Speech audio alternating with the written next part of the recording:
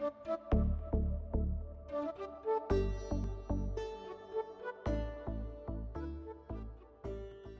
ہم ایک بڑے اہم اور دلچسپ موضوع پر اظہار خیال کر رہے ہیں، اور ہمارے ساتھ لکیلی پاکستان کے دو بڑے معروف اور نمایاں چہرے موجود ہیں۔ پیٹر جیکب صاحب پاکستان میں مسلمانوں سے ہٹ کے جو دیگر مذاہب ہیں ان کے حوالے سے ان کا ایک بڑا نمایاں کام ہے، اور اس کام کا تعارف کرانے کی ضرورت اس وجہ سے نہیں ہے کہ وہ اتنا نمایاں ہے کہ تعارف کرانے کی ضرورت ہی نہیں ہے۔ لال مری صاحب ہمارے ساتھ موجود ہیں، اور تحریک انصاف سے ان کا تعلق ہے، رکن قومی اسمبلی ہیں، اور ان کا تعلق جرنلزم سے بھی رہا ہے، اور جرنلزم کے بعد انہوں نے پالیٹکس کو جوائن کیا، اور بہت ہی اہم ایشوز پر یہ کام کرتے رہے۔ قومی اسمبلی میں انسانی حقوق کی جو کمیٹی تھی اس کے رکن رہے۔ تو بہت شکریہ لال صاحب آپ کا بھی، اور بہت شکریہ پیٹر جیکب صاحب آپ کا بھی۔ آج ہم تھوڑا سا گفتگو کا آغاز کریں گے، اور جو گفتگو ہے ہماری وہ اصل میں اس حوالے سے ہے کہ ہم سیاست پر تو بات کر رہے ہیں، اور صبح و شام ٹی وی چینلز پر ہمارے ہاں سیاست پر گفتگو ہو رہی ہے، لیکن حالیہ دنوں میں ہم نے دیکھا کہ بہت سے ایسے ایشوز ہیں جو پاکستان کی دھرتی پر موجود ہیں، لیکن ہم چاہتے ہوئے یا نہ چاہتے ہوئے ان موضوعات کی طرف ہم جانا نہیں چاہتے، اور ہم انہیں زیر بحث نہیں لانا چاہتے۔ شاید ہم یہ سمجھتے ہیں کہ کیوں ہم متنازع چیزوں کے اندر پڑیں، اور ہم یہ سمجھتے ہیں کہ متنازع چیزوں کے اندر پڑھنے سے شاید کوئی تنازع کھڑا ہو جائے گا، تو ہمیں میٹھی میٹھی باتیں کرنی چاہیے، اچھی اچھی باتیں کرنی چاہیے، ضرور اچھی اور میٹھی باتیں کرنی چاہیے، لیکن کنٹروورشل ٹاپک کو بھی آپ اچھے طریقے کے ساتھ، شائستہ لب و لہجے کے ساتھ، سلیقے کے ساتھ، اچھے آرگومنٹ کے ساتھ، اچھی دلائل کے ساتھ آپ لے کے چل سکتے ہیں۔ تو میں نے بڑا غور کیا کہ کن لوگوں کو میں اپنے شو کے لیے دعوت دوں، تو مجھے پیٹر جیکب صاحب اور لال مری صاحب دکھائی دیے، اور یہ وہ لوگ ہیں کہ جن سے ہم سیکھتے بھی ہیں، اور بڑا ان کا زبردست کام بھی ہے۔ میں تھوڑا سا ان سے گفتگو کے آغاز سے پہلے آپ کے ساتھ کچھ چیزیں شیئر کرنا چاہوں گا کہ پاکستان میں جو 5ویں مردم شماری ہوئی ہے اس کے مطابق پاکستان میں جو مسلمانوں سے ہٹ کے دیگر مذاہب ہیں، عموماً کہا جاتا ہے نا غیر مسلم آبادی، بھئی غیر مسلم کیا ہوتا ہے؟ مسلمانوں سے ہٹ کے جو دیگر مذاہب ہیں ان کی جو آبادی ہے وہ 5ویں مردم شماری کے مطابق 3% ہے۔ اور اسی طرح ایک اور لفظ بھی ہے، اس کو بھی میں کنڈیم کروں گا، جیسے ہمارے ہاں جی اقلیت ہیں۔ بھائی اقلیتیں کیا ہوتی ہیں؟ پاکستان میں تمام شہری برابر ہیں، ریاست پاکستان کا کانسٹیٹیوشن انہیں برابر کے شہری کے حقوق دیتا ہے۔ عملی طور پر کیا صورتحال اس پر تو ہم بات کریں گے، لیکن اقلیت کا لفظ بھی ہمیں اپنی لغت سے نکالنا ہوگا۔ تو پاکستان میں جو کانسٹیٹیوشن ہے وہ یہ بتاتا ہے کہ مسلمانوں سے ہٹ کے جتنے بھی دیگر مذاہب ہیں ان کا تحفظ، ان کی حمایت جو ہے وہ ہمیں یقین دلاتا ہے، اور جو وہ اپنے مذاہب پر اور اپنے قوانین جو پرسنل لاز ہیں ان کے مطابق وہ عمل کر سکتے ہیں۔ اور جو آئین کا آرٹیکل 27 ہے وہ یہ کہتا ہے کہ پاکستان کی خدمت میں تقرری میں کسی کے ساتھ مذہب یا کسی اور امتیاز کی بنیاد پر امتیازی سلوک نہیں کیا جائے گا۔ بہت امپورٹنٹ ہے کہ آپ کسی کو عہدہ دیتے ہوئے یہ نہیں دیکھیں گے کہ اس شخص کا مذہب یا عقیدہ کیا ہے، جس خدمت کی وہ اہلیت اور صلاحیت رکھتا ہے وہ اس پہ جا سکتا ہے۔ اسی طرح آرٹیکل 36 ہمیں بتاتا ہے کہ ریاست دیگر مذاہب سے تعلق رکھنے والے لوگ جو ہیں ان کے جائز حقوق اور مفادات کا تحفظ کرے گی، بشمول وفاقی اور صوبائی خدمات میں ان کی مناسب نمائندگی ہوگی، اور ملکی سول سروسز میں 5% کوٹا جو ہوگا وہ دیگر مذاہب کے ماننے والے جو پاکستانی ہیں ان کا ہوگا۔ اچھا، اس طرح جو سیاست ہے اس کے اندر بھی جو دیگر مذاہب کے لوگ ہیں ان کو پورے کا پورا حق ہے کہ وہ سیاسی طور پر ایکٹیو ہوں۔ یہ ساری وہ چیزیں جن پر جو ہمارے آج پینلسٹ ہیں ان کا بہت ہی زبردست قسم کا کام ہے۔ میں زیادہ یہاں پر بات نہیں کروں گا، میں لال مری صاحب اور پیٹر جیکب صاحب کی طرف جاؤں گا، لیکن ان کی طرف جانے سے پہلے ایک ایسی خاتون ہے پاکستان میں جو بانڈڈ لیبر یعنی جبری مشقت جو تھی اس کا شکار تھی، اور اس خاتون نے پاکستان کے لوگوں کو اچانک حیران کر دیا، اور وہ اس طرح حیران کر دیا کہ وہ محنت مشقت اور جبری کام کرتے کرتے ایک دن تنگ آ گئی، اور تنگ آ کے اس نے کہا میں اس سسٹم کے خلاف لڑوں گی، میں اس سسٹم کو نہیں مانتی، اس بدمعاشی کو قبول نہیں کروں گی، اور وہ کھڑی آ گئی۔ تو ویرا کوہلی ایک خاتون ہے، اور پاکستان میں یہ جو ہمارا قانون ہمیں اجازتیں دیتا ہے تو اس کے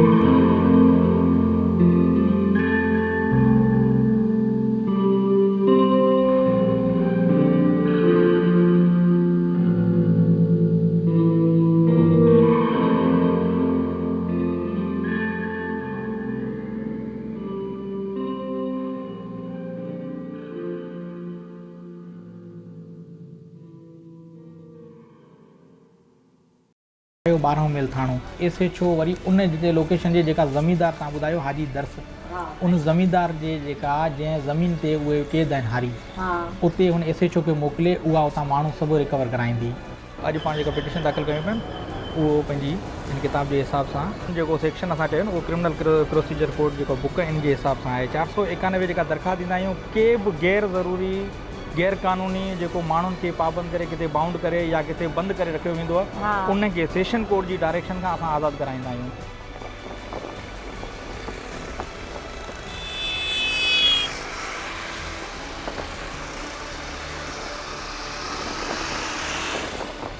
ओम हरि बहुसरा, ओम हरि बहुसरा, हनुमान जपी बहु।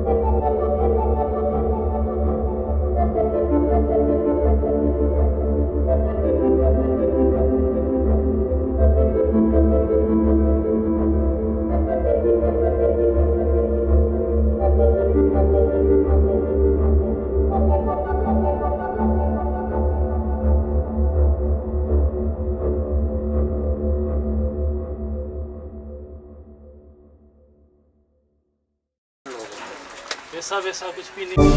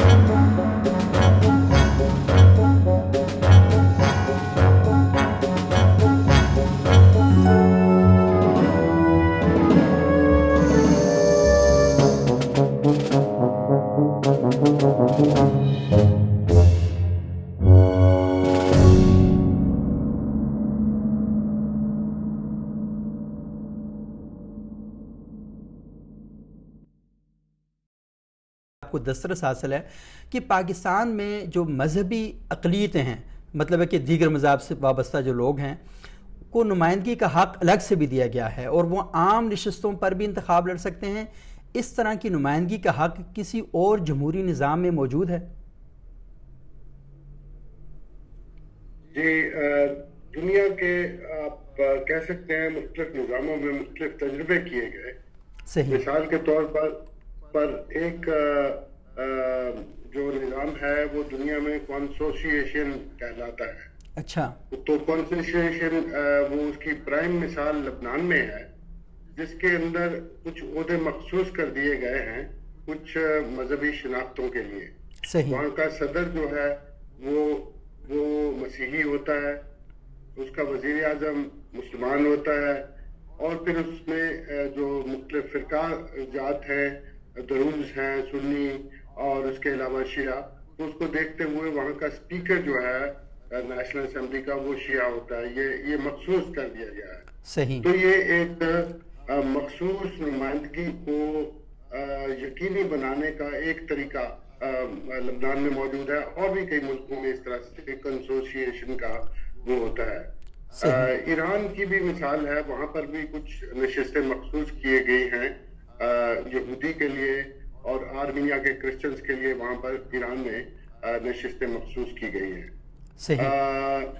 تو آپ کہہ سکتے ہیں کہ مخصوص کرنے کا ایک رواج وہ کمزور ہے اور اس کی مختلف شکلیں ہیں، لیکن موجود ہے. تو پاکستان میں جو نظام پایا جاتا ہے وہ بھی بحالت مجبوری ہم نے دیکھا کہ 70 کی جو اسمبلیاں بنی اس میں اور 60 کی جو اسمبلیاں بنی اس میں مذہبی اقلیتوں کی کوئی نمائندگی نہیں تھی. تو اس وجہ سے یہ ضرورت کے طور پر سامنے آیا، اور اب یہ جو نظام ہے وہ سن 2002 سے جنرل الیکشن کے لیے اور پھر اس کے علاوہ جو بلدیات کے الیکشن ہوتے ہیں لوکل گورنمنٹ کے، اس کے لیے بھی مخصوص نشستیں کی جاتی ہیں. لیکن اس میں خوبصورتی یہ ہے کہ ان مذہبی اقلیتوں کے افراد پر کوئی پابندی نہیں ہے کہ وہ کسی اور نشست کے لیے انتخاب نہیں لڑ سکتے. صحیح. تو وہ جہاں کے ایک ووٹر کی حیثیت سے، ایک امیدوار کے طور پر، ایک پارٹی ورکر اس کے طور پر مختلف نشستوں پر الیکشن لڑ سکتے ہیں. ان کے لیے کچھ نشستیں مخصوص کی گئی ہیں تاکہ ان کی نمائندگی کو یقینی بنایا جا سکے. تو اس اعتبار سے اس کا جائزہ بھی اسی اعتبار سے لینا چاہیے.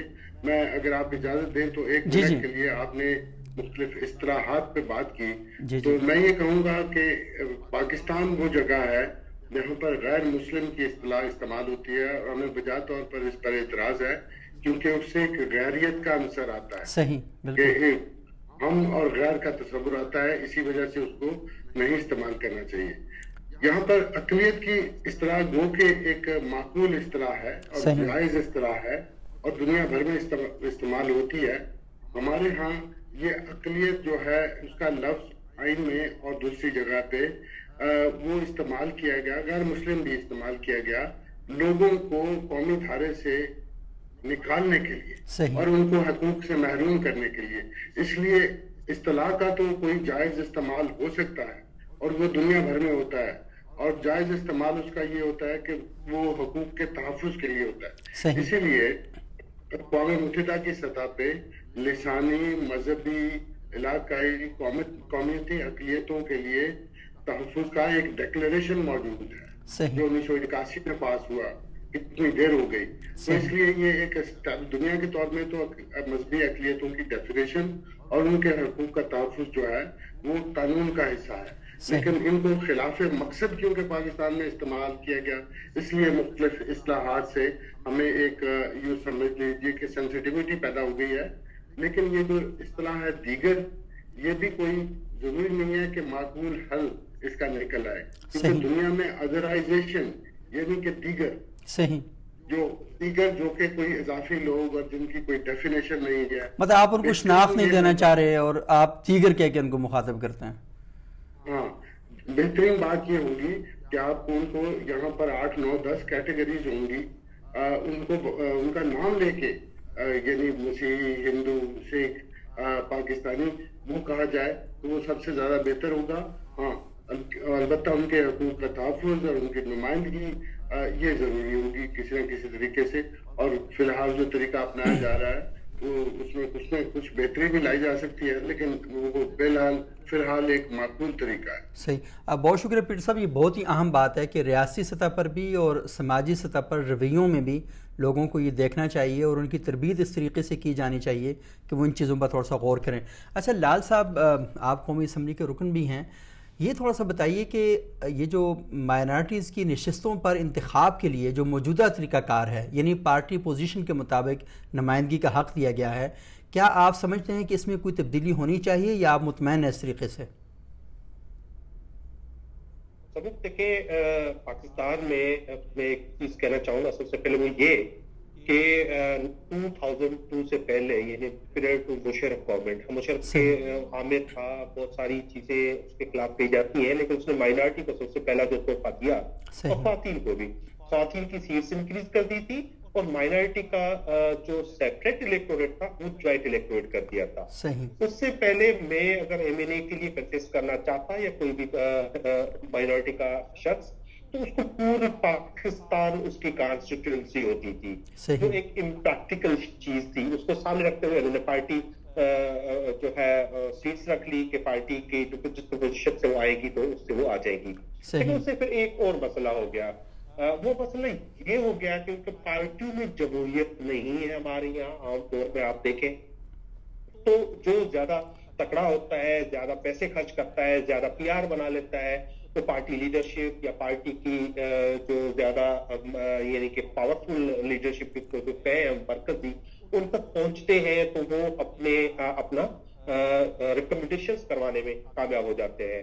उस वजह से फिर वो, क्योंकि यहाँ पे जो ज्यादातर लोग हैं माइनॉरिटी के, वो चाहे हिंदू हो, चाहे क्रिश्चियन हो, चाहे सिख हो, वो उनकी मैं कहूँगा कि बिलो तो पॉवर्टी लाइन रहती है मेजॉरिटी। खासतौर पर आपने ये अभी दिखाई, आपने डॉक्यूमेंट्री देखी, इसमें हिंदू कम्युनिटी की 90% पॉपुलेशन जो है बिलो पॉवर्टी लाइन रहती है, 70 to 80%, 60 to 70% चेंज है, लेबर में है, बॉन्डेड लेबर है, तो उनके मुख्तलिफ यूज है, उनमें यकीनी तौर पर फिर ये अदम तहफ़्फ़ुज़ का एहसास होता है, क्योंकि वो उनको तो ना तालीम है ना आगे आ सकते हैं, तो फिर वो जिनका रिप्रेजेंटेशन, जिनको एक्चुअल जिनका राइट है, वो फिर एक दफा रह जाते हैं। तो एक चीज मैं ऐड करना चाहूंगा ये माइनॉरिटी और नॉन मुस्लिम के इस्तेलाह के लिए। मैं सिंध में रहता हूँ, मैं समझता हूँ कि मैं सिंधी हूँ और सिंधी मेरी कौम है और हमारा मुल्क पाकिस्तान है और मैं रिलीजियस माइनॉरिटी हूँ। उस हवाले से मैं सिर्फ मजहबी तौर पे माइनॉरिटी हूँ, अदरवाइज मैं जुड़ना चाहता हूँ मेन स्ट्रीम में, मैं जुड़ना चाहता हूँ अपने मुसलमान भाइयों से भी, अपनी कौम से भी, सबसे।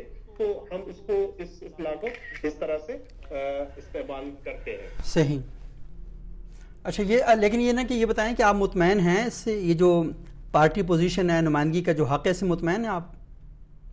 मैं इस हवाले से मुतमईन हूँ क्योंकि ये मुमकिन नहीं है कि 10 पॉलिटिकल सीट्स है जो कौमी असेंबली की, उसके लिए आप पूरे पाकिस्तान से इलेक्शन लड़े, लेकिन इसमें तब्दीली ये आना चाहिए कि यहाँ पे पार्टियां जो है वो खुद में एक जमहूरियत का वो सिस्टम ले आए और उससे फिर जो लोग आगे आए वो झंडी से एक से आगे आए, ऐसे ना आए जो सिर्फ अपने जाती वफादार ताल्लुकात की बुनियाद पर करें और अपने लोगों को सर्व ना करें। और दूसरी बात ये है कि एक कम से कम आपने देखा कि जो लास्ट टाइम 2017 में जो इलेक्शन एक्ट जो पास हुआ तो उसमें 5% सीट्स जो है वो ख्वातीन के लिए मैंडेटरी कर दी गई थी हर पॉलिटिकल पार्टी के लिए कि वो 5% टिकट्स जो है वो ख्वातीन को देंगे। तो इसी तरह ये होना चाहिए कि जो ज्यादा माइनॉरिटी की पॉपुलेशन है वहां पर जो है टिकट्स जो है वो पॉलिटिकल पार्टीज माइनॉरिटी को देने के लिए भी जो अहल लोग हों उसको कंसीडर करें।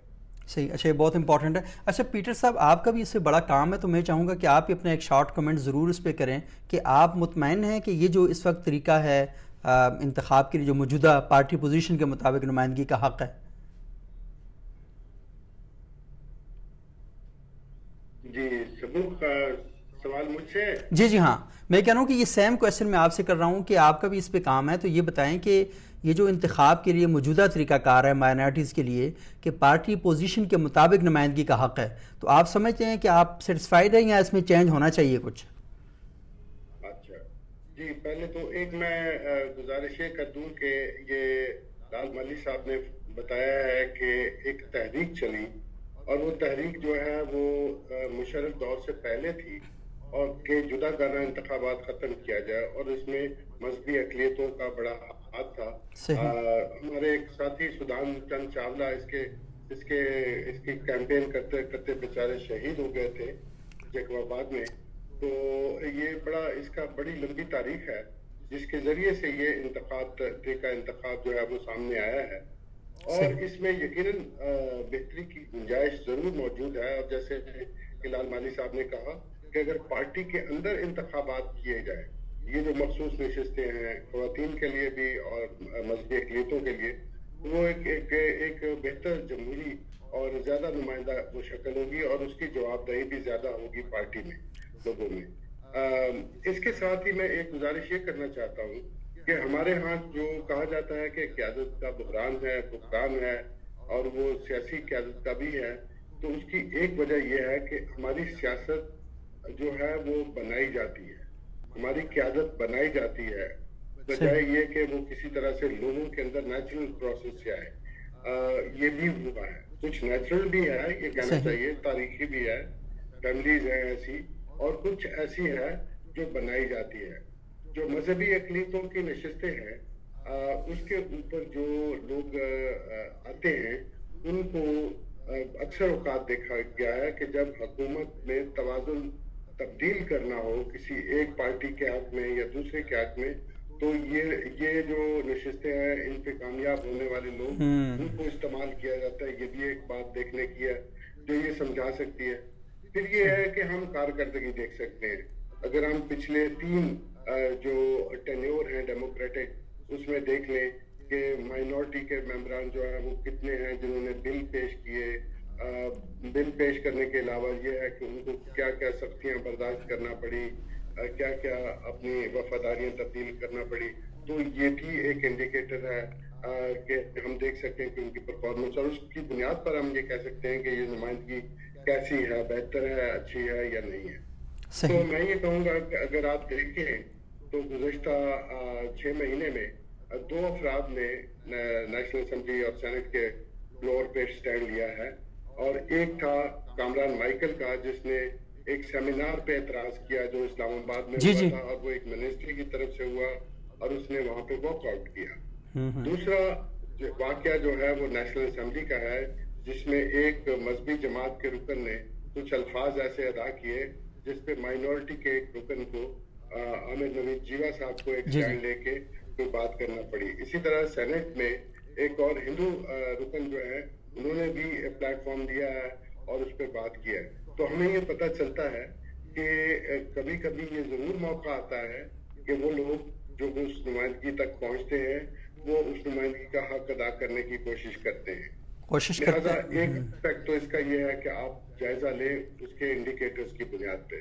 دوسرا یہ ہے کہ جب یہ قیادت, میں نے کہا کہ یہ گملہ سیاست ہے, کچھ افراد کو پروموٹ کیا جاتا ہے, پھر ان کو سیاست میں لایا جاتا ہے, پھر انہیں رکن بنایا جاتا ہے, پھر انہیں مرضی سے پارٹیوں میں تبدیلی کا کہا جاتا ہے. تو یہ جو ہے یہ ہمارے پورے ایوان کی کارکردگی کا سوال بھی ہے. ہم مائنورٹی کے جو ارکان ہیں ان کی کارکردگی کا معیار اور جانچ صرف علیحدہ سے نہیں کر سکتے. جب پارلیمنٹ پوری بھی جو ہے وہ ایک پسماندگی کا شکار ہو قانون کا, مثال کے طور پر آج کل جو پارلیمنٹ ہے تو آپ کہہ سکتے ہیں کہ وہ بار بار چونکہ پارلیمنٹ کی سپرمیسی کی بات کرتے ہیں. تو کیوں کرتے ہیں؟ اس لیے کہ لگتا ہے کہ ایوان جو ہے وہ اس کی طاقت وہ نہیں ہے, توقیر وہ نہیں ہے. پھر دوسری بحث کیا ہوتی ہے کہ اداروں کے درمیان اختیارات کا توازن کیا ہونا چاہیے. تو اس اعتبار سے آپ کہہ سکتے ہیں کہ ایوان وہ قانون سازی جس کو کرنی چاہیے تھی وہ بیشتر اوقات کر نہیں پاتا, وہ نہیں کر پاتا. آرڈیننس سے چلتا ہے بجائے یہ کہ قانون سازی ہو. تو خالی مائنورٹی ارکان کی کارکردگی جو ہے وہ اس کو اسی عکس میں اور اسی آئینے میں دیکھنا پڑے. اس کی بالکل یہ بہت ہی اہم بات ہے کہ اوور آل جو صورتحال ہے تو مائنورٹیز کے جو اراکین اسمبلی ہیں وہ بھی اسی کا حصہ ہیں. تو جتنی قانون سازی وہاں پر ہو رہی تو اس کے تناسب سے ہی ان کو دیکھنا چاہیے. لیکن ایک اور بات یہ ہے کہ لال صاحب آپ بتا رہے تھے کہ پرویز مشرف صاحب کے دور میں وہ جو ہم نے دیکھا کہ اقتدار کو نچلی سطح تک منتقل کرنا ہے، اور انہوں نے پارلیمنٹ کے اندر بھی مائنارٹیز کی سیٹ بڑھائیں، خواتین کی بڑھائیں، اور اسی طرح جو ناظمین کا سلسلہ شروع ہوا تو ہم نے دیکھا کہ لوکل باڈیز کے اندر بھی مخصوص نشستیں وہاں پر رکھی گئی ہیں۔ تو اب ہم دیکھتے ہیں کہ قومی اسمبلی میں، صوبائی اسمبلی میں، بلدیاتی ہر سطح پر جو مائنارٹیز ہیں ان کی نمائندگی وہاں پر موجود ہے۔ مگر کیا وجہ ہے کہ جو ایک یہ احساس محرومی ہے وہ ہم دیکھتے ہیں کہ وہ ختم نہیں ہو پا رہا؟ کیا قیادت ناکام ہوگی ہے مائنارٹیز کی، یا اوورآل پورا ریاستی سٹرکچر ناکام ہوا ہے؟ سو بھائی دیکھیں، گزشتہ 75 سالوں میں نیشنل اسمبلی میں جو بھی رہی ہو پریزنٹیشن یا ریپرزنٹیشن مائنورٹیز کی، لیکن ان 75 سالوں میں صرف ایک ہی قانون وہ پاس کر سکے جو تھا ہندو میرج بل۔ صحیح۔ اس کے علاوہ کوئی لیجسلیشن آن گراؤنڈ نہیں ہے۔ اب اگر بات کرتے ہیں ہم پاکستان کے آئین کی، اس کے ریلیونٹ آرٹیکلز کی جو مائنورٹی ریلیٹڈ ہے، یا UDHR یا ہم انٹرنیشنل کویننٹس ایگریمنٹس ٹریٹیز جو ہم نے سائن کی ہوئی ہیں، تو اس پہ اگر عمل ہو جائے تو میرا خیال ہے جو پاکستان میں 1947 میں بھی جو ہندو چلے گئے تھے یا سکھ چلے گئے تھے وہ پاکستان واپس آ جائے۔ اتنا یعنی کہ ایک آج پیپر سیکورٹی اینڈ رائٹس کو پروموٹ کرنے کی اور پروٹیکشن کرنے کی باتیں ہیں۔ تو میں نے وہی کہا نا کہ جب آپ ایک فیوڈل ایک سسٹم ہو، اسی طریقے سے آپ کے رائٹ فرام ایک یونین کاؤنسل، ایک ٹاؤن کمیٹی، ایک میونسپل کمیٹی سے لے کے جو ہے قومی اسمبلی تک جو ممبران اگر آئے، ان کا کام جو ہے کہ وہ آئے، ان کی سلیکشن کا جو کرائیٹیریا ہو وہ یہ ہو کہ وہ اپنے اس بہتار سے، جاگیردار سے کتنا قریب ہے، تو اس کو اس کی فکر بھی اتنی ہی ہوتی ہے، پھر اس کو وہ بھی لیتے ہیں۔ اور پھر دوسری بات ہمارے ایک ٹپیکل ہمارے ملک میں جہاں پہ جو بڑی بڑی سیاسی پارٹیاں ہیں وہ اپنے مقاصد کے حل کے لیے مذہبی جماعتوں کا اور خاص طور پہ ایک پرٹیکولر مذہب کی جماعت کا جو ہے سپورٹ حاصل کریں، چاہے وہ فیض آباد دھرنے والے ہوں، یا ریسنٹلی آپ نے دیکھا کہ سپریم کورٹ کے سامنے بھی دھرنا لگ گیا۔ سپریم کورٹ نے بھی تو ایک مائنورٹیز کے لیے جو کی ہوئی ہے ورڈکٹ دیا ہوا ہے، ایک ڈیٹیلڈ جسٹس جیلانی کمیشن عمل نہیں ہو رہا ہے۔ ہاں، مائنورٹی کمیشن بنایا ہے، وہ ٹوتھ لیٹ ایک مائنورٹی کمیشن ہے جو وداؤٹ اینی کسی ایکٹ کے ہے۔ تو یہ ساری مل کے چیزیں ساتھ، پھر وہ آپ دیکھیں کہ یہ لیجسلیشن اس ملک میں ہوتی کس طرح سے نا، جیسے پیر صاحب نے کہا کہ ہمیں ایز اے ہول دیکھنا پڑے گا۔ یہاں پہ اگر آرمی ایکٹ ترمیم کرنی ہو تو سیکنڈ لگتے ہیں، منٹ لگتے ہو جاتے ہیں۔ لیجسلیشن اگر سپریم کورٹ کے خلاف کوئی لیجسلیشن پاس کرنی ہو تو ایک دن میں ہو جاتی ہے۔ لیکن اگر آپ مائنورٹی رائٹس کی بات کریں تو آپ نے دیکھا کہ ایک پارلیمنٹری کمیٹی بنی تھی، اس کے 20 ممبران تھے، سینیٹ اینڈ قومی اسمبلی پہ وہ مشتمل تھی، خان صاحب کی ہدایتوں پہ وہ کمیٹی بنی تھی جو مائنورٹی سب سے بڑا مسئلہ سمجھ رہی تھی، اور بہت ہی سینسیٹیو مسئلہ ہے، وہ ہے پوسٹ کنورینس کا۔ تو اس میں انہوں نے کمیٹی بنائی تھی، لیکن اس میں ظاہر سی بات ہے اکراس دا بورڈ سبھی ریلیجیس پارٹیز کے بھی اس میں لوگ شامل تھے، اور جو ہے باقی مائنورٹی کے بھی لوگ شامل تھے۔ لیکن جس ملک میں اگر آپ ایک اسٹیٹ کا ریلیجن ڈکلیئر کر دیں تو وہ سب ریلیجنس پہ بھی حاوی آ جاتا ہے اور ان ساری چیزوں پہ حاوی آ جاتا ہے۔ تو وہاں پہ تو آپ یعنی کمیٹی کا ماحول بھی اس طرح بن جاتا ہے کہ وہ آپ کا جو فری اسپیچ کا رائٹ ہے وہ بھی نہیں ہوتا۔ یہ میں صرف میں اپنے لیے نہیں کہتا ہوں، میرے جو مسلمان میرے دوست ہیں روشن خیال جو اس طرح کی باتیں کرنا چاہتے ہیں، ان کو بھی ڈر لگتا ہے کہ ان کی مائنورٹی رائٹس حقوق کی بات کرنے سے بھی وہ ڈرتے ہیں۔ تو اوورآل ایک پریاسا یا ایک ایسا ڈسکریمنیٹری ویسے بڑے یعنی کہ as a member of national assembly میں 10 سال رہا تو مجھے کسی نے یہ نہیں کہا کہ تو بالکل ہم تمہارے ساتھ کھائے گے نہیں، پیے گے نہیں۔ دیٹ واز ویری گڈ، یعنی کہ ایک ماحول تھا۔ یہاں تو ویسے ہم یہ بھی کہیں کہ آج کل تو یہ ماحول ہے کہ یہاں کے مسلمان دوست بھی فون کر کے پوچھ رہے ہوتے ہیں کہ جلدی بھاگ جائیں یا ابھی کوئی آسرا بچا ہے۔ تو باقی کا تو آپ سوچ ہی سکتے ہیں جو یہاں پہ ہمیشہ ڈسکریمنیٹ رہے ہیں، جیسے جابس کا ہم ذکر کرتے ہیں، جیسے ابھی آپ نے بھی شروع میں کیا، آپ کو ایجوکیشن ہی نہیں ملتی تو آپ جاب کیسے لیں گے؟ صحیح بات۔ آپ کا ایجوکیشن کا اگر میں کہہ رہا ہوں کہ اگر میری 90% پاپولیشن جو ہندو کمیونٹی کی ہے وہ بلو دا پاورٹی لائن رہتی ہے، اس کو کھانے کو آٹا نہیں ہے، روٹی نہیں ہے، تو کہاں سے اتنے لوگ پڑھے لکھے تعلیم کیسے حاصل کریں؟ ہاں، پروفیسر بنیں گے؟ इस तरह से वो जॉब में आएंगे। तो एक ओवरऑल जो एक सोच होना चाहिए एक स्टेट की, जो बैकवर्ड आपकी सोसाइटी में जो सेगमेंट्स है उनको प्रमोट कैसे किया जाए। अब आप तो अगर वो कहते कि हम 5% जो है जुडिशरी में जॉब से देंगे, लेकिन 5% पढ़े हुए लिखे लोग आएंगे, अच्छे वकील आएंगे तो ही जाएंगे ना। तो एजुकेशन का बहुत बड़ा नुकसान है। हमारा रिलीजियस एजुकेशन पर अगर अब आ जाए, ये आइन कहता है हमारा, वो गारंटी करता है, लेकिन मेरे बच्चे तो नहीं पढ़ पाते, मेरे धर्म की एजुकेशन तो ये सर नहीं है सरकारी स्कूलों में, प्राइवेट स्कूलों में। हालांकि ये लास्ट गवर्नमेंट में, खान साहब की गवर्नमेंट में ये आया भी प्रपोजल, लेकिन मैं यहाँ से ताल्लुक रखता हूँ सऊद भाई, वो जिला पाकिस्तान का वो जिला है जहाँ पे माइनॉरिटी मेजॉरिटी में था, ओनली डिस्ट्रिक्ट। सही। एक तो होता है ना कि यार यहाँ पे 4 बच्चों के लिए कौन अलग से टीचर रखेगा, कहाँ से किताबें आएगी। तो वहाँ पे तो स्टूडेंट होते हैं 80% माइनॉरिटी के स्टूडेंट क्लास से बैठे हुए होते हैं, उनको भी ये सहूलत मैसर नहीं है। तो उनको ये प्रोटेक्शन नहीं है कि वो अपना रिलीजन पढ़ सके, प्रोमोट कर सके। तो इस तरह के कई मसाइल है जो कम्युनिटी को, माइनॉरिटी को, क्रिश्चियन कम्युनिटी को फेस करने पड़ते हैं। सब ये बहुत ही इंपॉर्टेंट बातें हैं जो आपने जिक्र किया, और लाजमी मुझे पता है बहुत से ऐसे इश्यूज़ हैं कि जिनका आपने जिक्र नहीं भी किया क्योंकि वक्त की कमी का मसला भी है। और सबसे इम्पॉर्टेंट ये है कि गुज़श्ता जो पार्लियामेंट थी, हमने देखा कि इस्लामाबाद के अंदर एक मंदिर बनना था, कृष्णा कॉम्प्लेक्स, वहाँ पर क्या इशू बन गया कि पूरे पाकिस्तान में कुछ सियासी जमातें भी और कुछ मजहबी जमातें भी सारी दखील हो गई, और एक बहुत बड़ा जो उलझाव था वो वहाँ पर क्रिएट कर दिया गया। और वज़ीर आज़म की तरफ से अनाउंसमेंट होने के बावजूद वो फ़ंड जो थे वो वापस ले लिए गए और एक बड़ा प्रॉब्लम बना।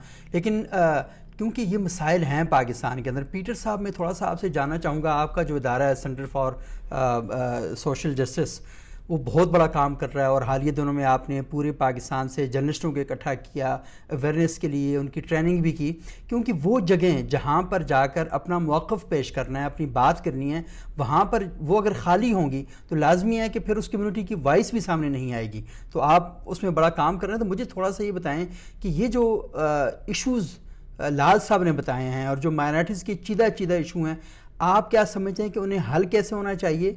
और आप ख़ुद बताएं कि क्योंकि आपकी भी डिस्कशन रहती है पार्लियामेंटेरियंस के साथ, खुसूसन जो माइनॉरिटी से बिलोंग करते हैं पार्लियामेंटेरियंस, वो क्या कहते हैं कि किस किस्म के मसाइल का उन्हें सामना करना पड़ता है? देखिए, बहुत बड़ा सवाल है, और सबूत साहब आप इसके लिए मुबारकबाद के मुस्तहक है, आपका इदारा भी, जो ये चीज़ें सोचते हैं कि ये किस तरह से, और क्योंकि हम तो लगता है कि पैदावार ही बहरानों की है, मुल्क बहरानों के साथ पे हम तो बहरान दर बहरान सफ़र करते रहते हैं। तो लेकिन मैं ये समझता हूँ कि यहाँ सबसे बड़ा बहरान जो है वो क्योंकि मसावी हकूक़ का है, जमहूरियत का है, और कानून की हुक्मरानी का है। और कानून की हुक्मरानी और जमहूरियत इसलिए नहीं है कि हमने लोगों को मसावी और बराबर माना नहीं है।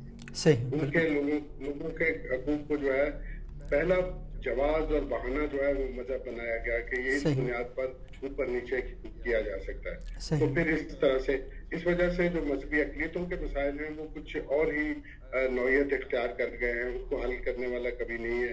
तो रियासत को जब 20-25 साल पहले ख्याल आया कि इनके लिए कोटा मुकर्रर कर दिया जाए, फिर ये मेन स्ट्रीम में आएंगे, एजुकेशनल कोटा हो, और इस तरह से ये इस बात की निशानी थी कि ये महसूस किया जाने लगा कि ये आबादी का ये हिस्सा जो है जो किसी वक्त मेन स्ट्रीम में था, अब ये इनसे खारिज हो गया। तो पहली बात तो ये है कि जिलानी जजमेंट में जो अप्रोच है वो ये है कि एक प्रोटेक्शन मैकेनिज्म होना चाहिए, माइनॉरिटीज कमीशन हो, इसके अलावा जो है टास्क फोर्स हो, कि फिजिकल प्रोटेक्शन हो, जॉब कोटा हो। तो वो यही था एक अप्रोच कि इसका एक इंतजाम होना चाहिए कि मैकेनिज्म बने, वो डिलीवरी का मैकेनिज्म, क्योंकि हमारे स्टेट के इंस्टीट्यूशंस भी जो हैं वो एक तरह से डिसफंक्शनल हो गए हैं, वो गैर फाल हो गए हैं। तो उनको फाल बनाने के लिए जरूरी है कि कुछ इदारे ऐसे आ जाएं वो जो खसूसी तवज्जो उसके ऊपर रखते हों, उनका मैंडेट हो और उनका पॉलिसी के साथ बाद में इंटीग्रेशन भी हो। ये ना हो कि वो अलहदा में सिर्फ काम करते हैं, सिर्फ अलहदगी जो है वो काम नहीं चलाएगी, मसावात काम चलाएगी। तो इस वजह से हमारे यहाँ वो हल जो है वो तजवीज़ किए हुए हैं, क्या वो सियासी नुमाइंदगी हो या वो रियासत के इंतज़ाम में नुमाइंदगी हो, फैसला साजी में नुमाइंदगी हो और मौसर नुमाइंदगी हो। یہ اگر آپ غور کریں تو 1940 کی جو قرارداد ہے جو یہاں لاہور میں پڑھی گئی قائد اعظم کی موجودگی میں پاکستان کے لیے، اس میں یہی لفظ استعمال کیے گئے ہیں کہ اقلیتوں کی نمائندگی جو ہے مینڈیٹری ہونی چاہیے، مؤثر ہونی چاہیے، افیکٹو ہونی چاہیے، اور وہ ہر شعبہ میں ہونی چاہیے. تو اس وجہ سے میں یہ سمجھتا ہوں کہ ان مسائل کو اس طرح سے حل کیا جا سکتا ہے بشمول سیاسی نمائندگی کے، جو کہ ہماری ہر حال ایک آواز ہوتی ہے، قوم کی ایک سوچ کو تشکیل دیتے ہیں اور اس کی مستقبل کو بھی. صحیح. اچھا، بہت شکریہ پیٹر صاحب. میں لال صاحب آپ کی طرف آؤں گا. یہ جو سارے ایشوز ہیں لازمی دیکھیں، مسائل تو بے شمار ہیں، اور ہم یہ دیکھ رہے ہیں کہ یہاں پر اکثریت اقلیت ان کے مسائل ذرا مختلف نوعیت کے ہیں، لیکن لوگ یہ کہتے ہیں جی اکثریت کے ساتھ بھی تو یہی مسائل ہیں. بھائی یہ کوئی حل نہیں ہے. آپ اس طرح کی اصطلاحات دے کر یا اس طرح کی باتیں کر کے مسائل پہ پردہ نہیں ڈال سکتے، اور ایشوز کو آپ کارپیٹ کے نیچے نہیں کر سکتے. مسائل کیوں ہیں اور مسائل حل ہونے چاہیے. یہ تھوڑا سا بتائیں کہ آپ کیا سمجھتے ہیں. آپ پارلیمنٹیرین ہیں اور پورا پاکستان لوگ جب بھی کوئی پریشانی ہوتی ہے تو وہی سمجھتے ہیں کہ ہمارے مسائل کا جو حل ہے وہ ہماری پارلیمنٹ کی طرف سے آئے گا. Being Lal Malhi, being representing Hindu community, being representing of the minorities of Pakistan in National Assembly, آپ کیا سمجھتے ہیں کہ کیا آپ کے ذہن میں کوئی آئیڈیا ہے کہ آپ کیا رول پلے کر سکتے ہیں ان تمام مسائل کو ایڈریس کرنے میں؟ دیکھیں، آپ کی جہاں جہاں آواز آپ کی سوسائٹی کی، آپ کی کمیونٹی کی جہاں جہاں تک پہنچتی ہے تو یقیناً اس کا ایک فائدہ ہوتا ہے. آپ کی پریزنٹیشن، آپ کی ریپریزنٹیشن، سپوز میں پاکستان تحریک انصاف سے ہوں، کوئی پیپلز پارٹی سے ہے، کوئی نون لیگ سے ہے، وہ جہاں جہاں پہ لوگ موجود ہیں، اور یقینی طور پہ میں سمجھتا ہوں کہ جتنے بھی ممبران قومی اسمبلی میں مائنورٹی سے تعلق رکھتے ہیں، وہ یہ تو کوئی افورڈ نہیں کر پا رہا تھا کہ پارٹی لائن کے خلاف کوئی چلا جائے، لیکن جب مائنورٹی کی ایشوز کی بات آئی ہے، وہ چاہے جبری مذہبی تبدیلی کی ہو، چاہے کسی خاص قوانین جو ہے ڈسکریمنیٹری لاز جو ہے اس کے مس یوز کی بات ہوئی ہو، یا بچوں کے اغوا کی باتیں ہوئی ہو، تو انہوں نے ہر کسی نے اپنا اپنا کردار ادا کیا ہے اپنے شعور کے حساب سے اور اپنی سمجھ کے حساب سے. تو یقین طور پہ میں سمجھتا ہوں کہ اگر جو بھی مجھے موقع ملتا ہے تو میں نے پہلے بھی اپنی آواز بلند کی ہے. میں آئی ایم پراؤڈ کہ یہ بھی پارلیمنٹری کمیٹی بھی بنی تھی، یہ بھی میں نے پرائم منسٹر سے بات کی تھی، اس کے نتیجے میں بنی تھی. اور یہ قومی اسمبلی واحد قومی اسمبلی تھی جو لاسٹ پریویس بنی تھی، اس میں میں نے ایک ریزولوشن پیش کیا تھا اینڈ وہ اسمبلی نے پاس کیا تھا اسٹاپ پوسٹ کنورژن. کیونکہ میں باقی مسائل تو بہت زیادہ ہے، سب کے ہیں، سانجے ہیں، لیکن یہ بالکل ایک ڈسٹنکٹ قسم کا جو جبری مذہبی تبدیلی کا مسئلہ ہے، اور یہ سندھ میں بہت زیادہ ہائی لائٹ بھی ہوتا ہے پنجاب میں بھی ہے، لیکن آپ نے دیکھا ہے. اور یہ کیونکہ اس میں مذہب اور اس کی تبدیلی کی بات ہے تو وہ بہت ہی سینسیٹیو مسئلہ ہے، اور یہ 10-15 سال سے ہے، اور 10-15 سال سے پتہ نہیں کسی کے کوئی مذہب زیادہ جو کیسے پھیل رہا ہے، اور وہ صرف بچیوں کی اس پہ جو آ رہی ہے.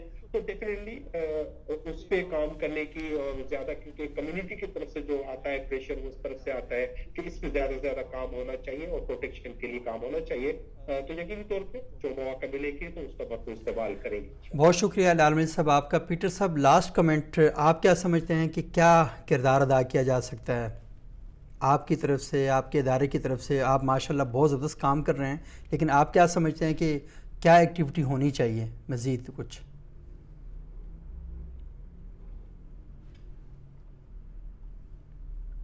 پیٹر صاحب میں نے آپ سے سوال کیا، آپ کو آواز آ رہی ہے میری؟ جی اب آ رہی ہے آواز.